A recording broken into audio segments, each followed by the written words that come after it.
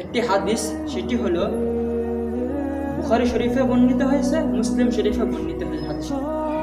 হাদিসটি হলো ইবনে আব্বাস রাদিয়াল্লাহু আনহুমা আন্না রাসূলুল্লাহ সাল্লাল্লাহু আলাইহি ওয়াসাল্লাম লাউ ইবনে আদম ওয়াদিয়ান মিন যাহাবিন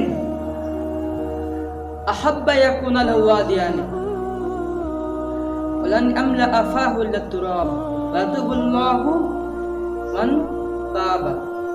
হযরত আবু হুরায়রা হযরত আব্বাস থেকে বর্ণিত, রাসূলুল্লাহ সাল্লাল্লাহু আলাইহি ওয়াসাল্লাম বলেন যে আদম সন্তানের যদি একটি উপত্যকা থাকে, সোনার উপত্যকা থাকে, তাহলে সে চাবে যে তার দুইটা হোক,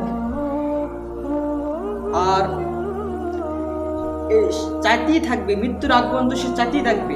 আর যখন তার মৃত্যু হয়ে যাবে আর কোনো কিছু তাকে পূর্ণ করতে পারবে না, শুধুমাত্র কবরের মাটি তার মুখ বন্ধ করতে পারবে।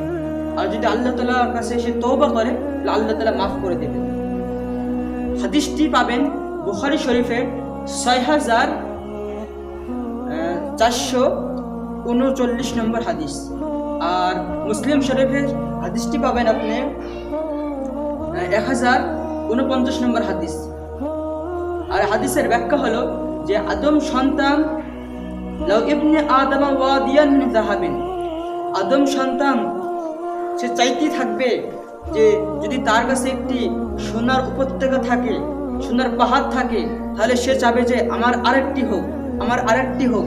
উদাহরণস্বরূপ যদি তার কারোর কাছে একটি গাড়ি থাকে, তাহলে সে চাবে যে আমার একটি আরো ভালো গাড়ি হোক, আমার একটি মাইক্রো হোক। যদি মাইক্রো থাকে, তাহলে সে চাবে যে আমার একটি বিমান হোক, বিমানে চড়ি, বিমানে চড়তে কেমন সাথে দেখি, তার আশা আকাঙ্ক্ষা চাবি। আর যদি একটা বাড়ি থাকে, তাহলে সে চাবে যে আমার বাড়িটা একতলা থাকলে দুতলা হোক, দুইতলা থাকলে তিনতলা হোক। অবশ্যই এটা সকলের ভিতরে এটা হয়, আদম সন্তানের ভিতরেই হয়, এবং যারা আদম সন্তান তাদেরও হয়।